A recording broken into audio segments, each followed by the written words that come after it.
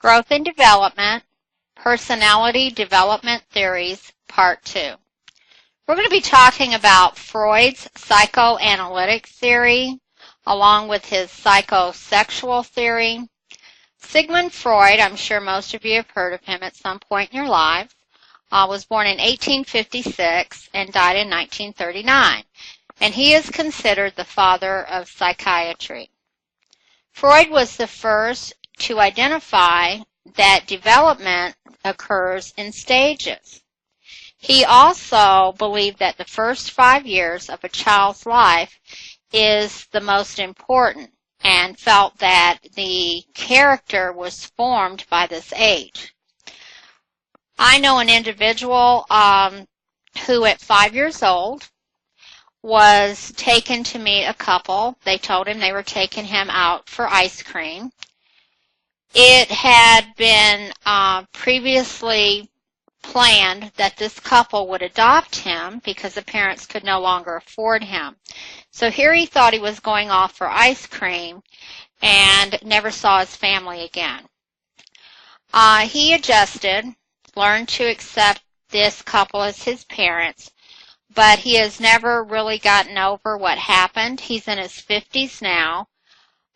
He doesn't seem to be able to form any lasting relationships with anyone and doesn't seem to trust anyone. And he has a lot of other personality problems or disorders with his personality. So this is a very sad situation. But he was 5 years old, and by that time, his character was being formed.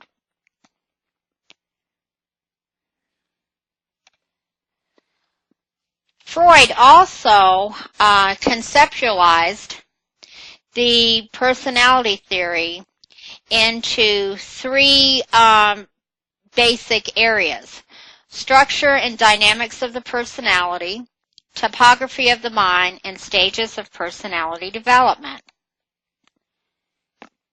The structure of the personality consists of three major components: the id, which is considered the pleasure principle, the ego, which is considered the rational self, and the superego, which is the perfection principle.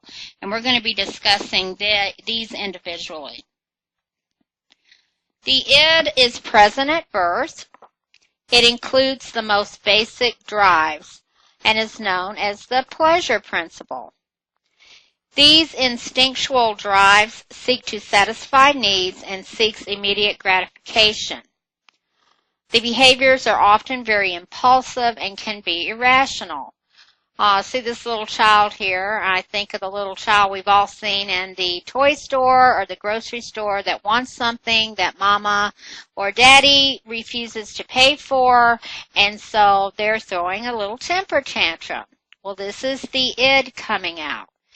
Now, it's much more, not that it's appropriate, but it's much more acceptable to see this in a young child than it would be in a 25-year-old. But how many of us have seen a 25-year-old having a temper tantrum? You'll see that a lot on the psychiatric units. A lot of times they want that immediate gratification. If they don't get their way, then they do not know how to deal with it. So they throw a temper tantrum. This is the id. The ego is known as the rational self or the reality principle. It begins to develop in an infant between the ages of 4 to 6 months, and it helps to maintain harmony among the external world, the id, and the superego. So the ego is a mediator between the id and the superego. The ego starts to experience some of the reality of external life, begins to adapt to it, and begins to respond to it. Next, we have superego. This is known as the perfection principle. Develops between the ages of 3 and 6 years of age, and it is referred to again as the perfection principle and develops from a system of rewards and punishments. the superego is going to internalize the primary caregiver's values and morals, or morals rather. There are two major components of the superego and are known as the ego ideal and the conscience. The ego ideal is described as those good behaviors that become part of the individual who is consistently rewarded for good behavior and who has developed self-esteem. For example, the child that brings home a report card has several A's, some B's, will be highly praised, hopefully.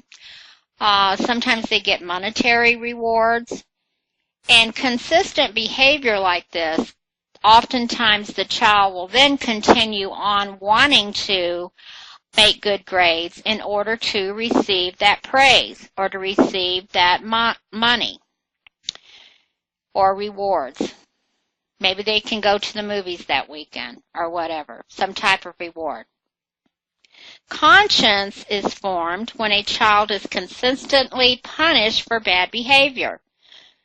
The child incorporates morals and the knowledge of right and wrong through feedback received from their parents, caregivers, society, or culture as a whole. If an individual has internalized certain values or ideals and then disregards these, oftentimes they'll feel guilt through his or her conscience. For example, the child that is lying to his parents often has found that this is considered wrong.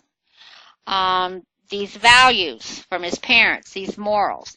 So then he will feel a lot of guilt through the conscience. The superego assists to control the id impulses. Now, in looking at all three of these, the id, the ego, and the superego, think of the child who maybe is in the grocery store.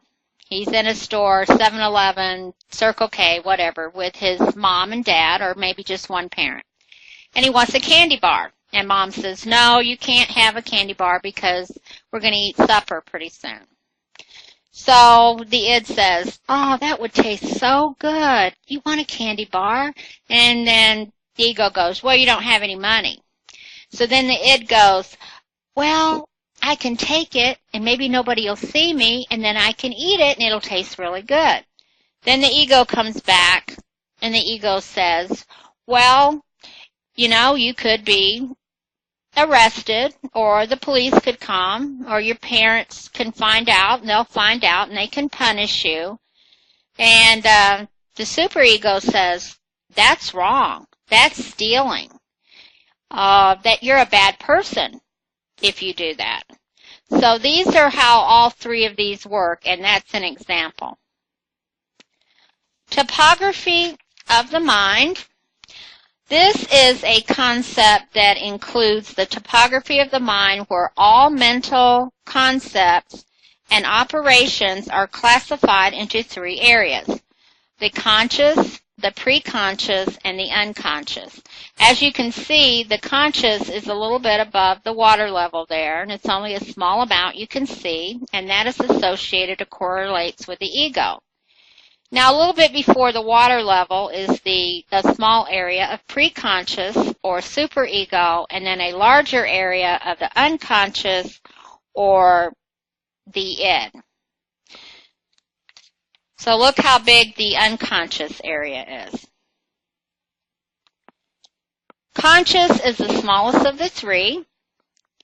It's under the category, or rather it's under the control of the ego, and is the conscious mind. This is all memories that an individual is aware of. It can be past memories, experiences, events. These can be easily recalled. Examples could be phone numbers. Your mom's number, your dad's number, your cell phone number, your home number. All these are easy, hopefully, to recall. Can be special dates, anniversaries, birthdays, holidays, Christmas, Thanksgiving. Can be what happened earlier in the day. Some of us have a little bit of trouble with that, right? But generally, we're able to remember what we did an hour ago, what we ate for breakfast, etc. Now, the preconscious are those memories that have been forgotten but can be recalled.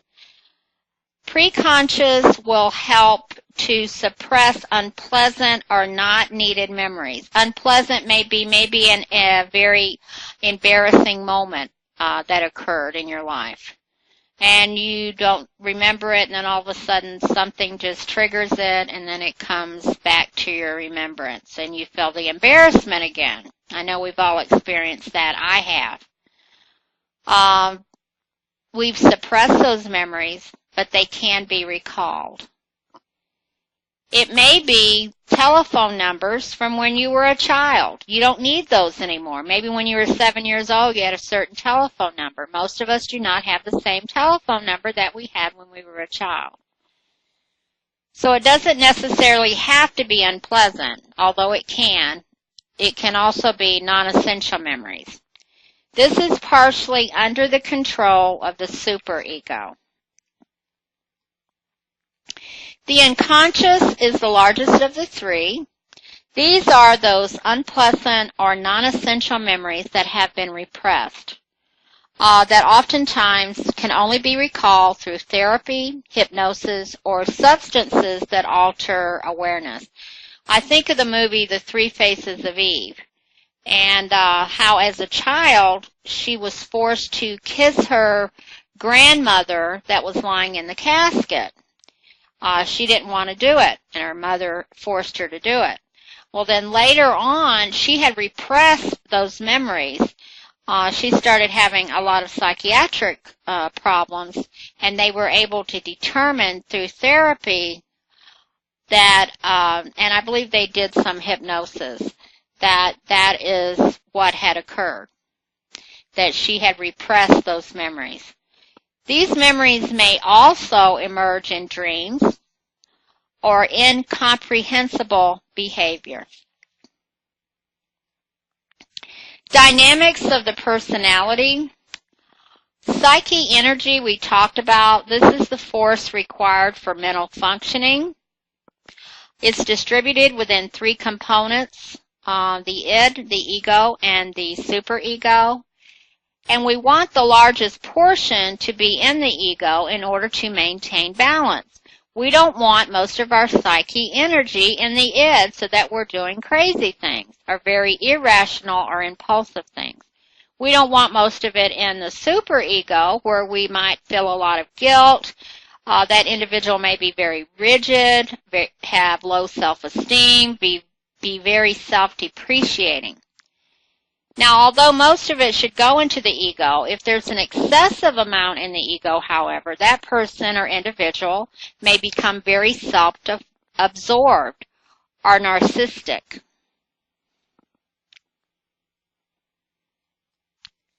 We've also talked about cathexis, where the id invests energy into an object in an attempt to achieve gratification.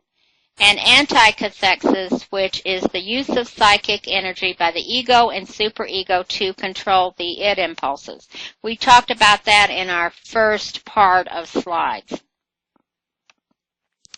Now, Freud also talks about 5 stages of psychosexual development, and we'll be going through these individually. The first stage is the oral stage.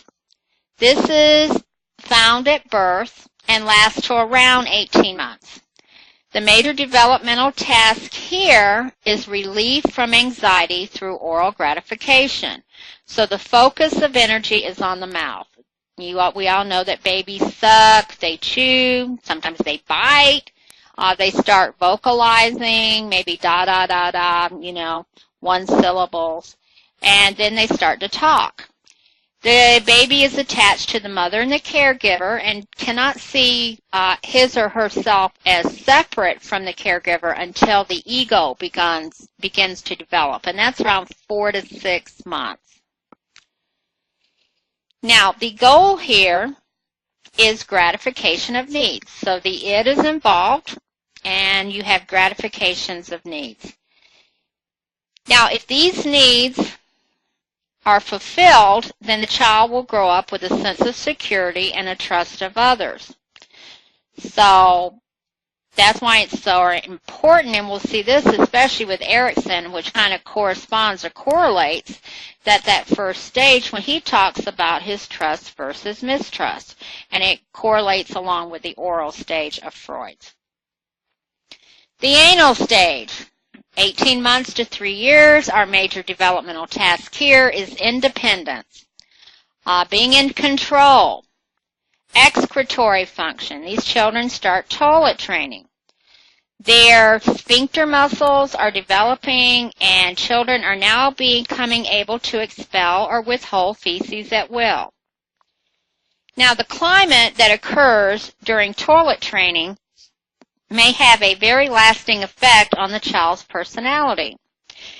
We've often heard of that person that is very anal. They're very rigid. They're a perfectionist. That may result from very rigid toilet training. They're very focused on the anal stage. They found out many times that this individual can be stubborn, stingy, very miserly. If the child expels the feces at inappropriate times or in an unacceptable manner, as an adult, they may grow up to have behaviors such as cruelty to others, destructiveness, disorganization, untidiness, malevolence, and permissive, accepting toilet training often results in very positive adult behaviors, such as that individual may be very positive, productive, an extrovert, altruistic. The next stage is the phallic stage. These are years 3 to 6, and the major focus is on the genital area. This is where discovery of the differences between the genders. There's an interest in sexuality of the self and in others. There may be self-exploration or group exploration. The child starts to develop a sexual identity. Freud also talks about the Oedipus complex and the Electra complex. This is the one where the child has an unconscious desire to eliminate the parent of the same sex. Little girls want to get rid of their mommies because they want the little daddy to theirself or their daddy to theirself. Little boys want to get rid of the daddy because they want the mama to theirself. Now, usually, this will resolve, and we know that it has occurred or resolved when we see that the child will have a strong or develop a strong identification with the same-sex parent. Now, if you have a lot of emergence of the superego during this phase, the individual may have feelings of guilt, a lot of guilt.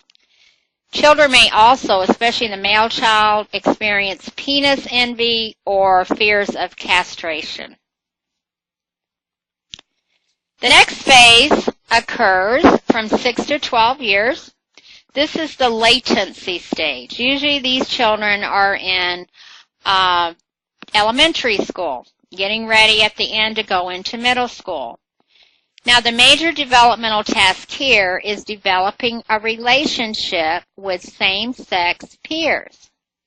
Okay, little girls want to play with little girls. Little boys want to play football. They want to play baseball. They want to go out and play out in the yard with other little boys. Maybe they go exploring. Little girls are playing house, playing dolls, board games. So they don't like each other, meaning the opposite sex. Here you see little girls that, giggle and say, oh, that little boy has the cooties. They used to say when I was growing up, ooh, they have cooties. So you do not see them playing with each other that much. Now, they're focused at this age on learning, going to school, it's real important, group activities, and socialization with the same-sex peers. They may be in clubs. They may be in groups. It may be sports, etc. Genital stage is from 13 to 20, with the major developmental task focused on relationships with members of the opposite sex. Puberty has now occurred or is occurring with maturation of the reproductive system and the production of sex hormones. Now, although the genital organs are a focus of sexual tensions and pleasures, these individuals or adolescents are focused on forming friendships with the opposite sex, although they will have friends from both sexes. Behavior changes from self-gratification to acceptable society or societal norms. Peers are important. Preparations begin for selecting a career, going to college, selecting a mate. Now, relevance of the psychoanalytic theory to nursing practice. It is important for nurses who work in the mental health field to be knowledgeable concerning the structure of the personality, in addition to recognizing behaviors associated with the id, the ego, and the superego. It's also important to recognize defense mechanisms and maladaptive behavior in order to assist the patient. Now remember, the patient has to desire to change, but to assist the patient in changing his or her maladaptive behavior or destructive behaviors. It is also important for the mental health nurse to accept themselves as unique. This is the end of part 2.